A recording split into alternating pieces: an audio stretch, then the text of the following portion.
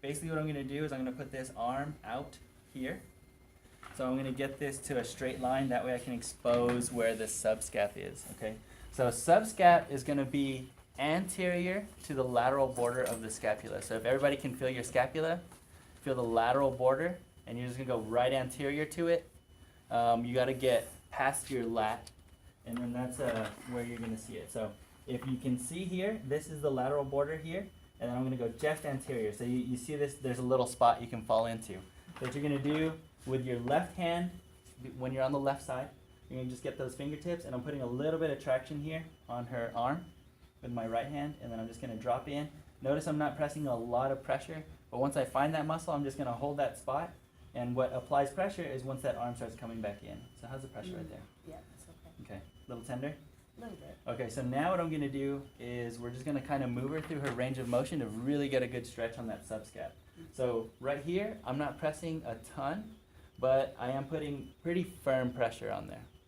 And what I'm going to do is I'm going to hold that pressure the entire time. My left hand will not move the duration of this release. So from here, I'm going to bend her arm. We're going to start to move her into forward flexion, the forward flex position. And then I'm going to make sure that she's relaxed. So this is where the pressure is going to start to increase. You doing okay? Yep. As I bring her arm back and complete the forward flexion. Go and relax, try to relax. Now, what you'll notice is a lot of people get stuck right here. Okay, and what we're trying to do is get our arm all the way close to flat on the table.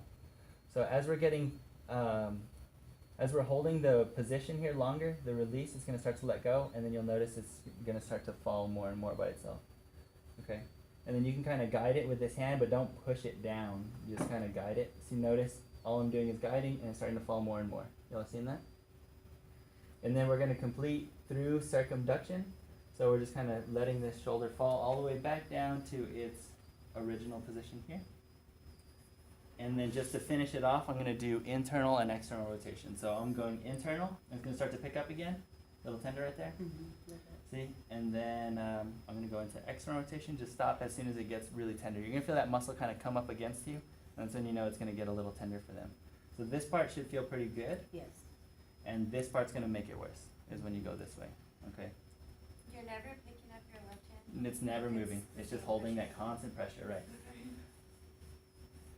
Okay, and then I'm going to put it back into external rotation. I do this about 3 times both ways, and I'm really focusing on elongating that muscle.